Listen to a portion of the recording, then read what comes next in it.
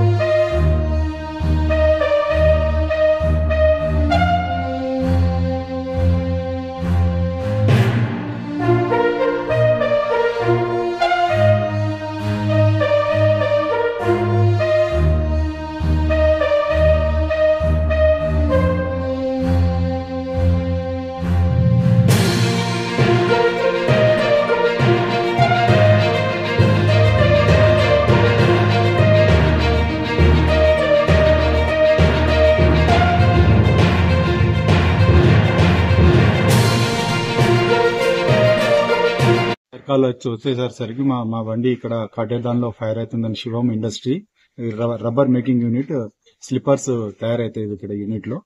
అయితే ఏంటంటే మా బండి రాజేంద్ర నగర్ నుంచి వచ్చి నేను ఫైర్ ఆఫీసర్ చంద్రనాయక్ ఇంకా మిగతా ఫైర్ ఫైర్ అవుతుంటే మన చంద్రంగుట్ట ఇంకా గౌలిగూడ వెహికల్స్ కూడా టర్న్అవుట్ చేపించి మేము ఫైర్ కూడా మొత్తం కంప్లీట్ చేయడానికి ప్రయత్నిస్తున్నాము.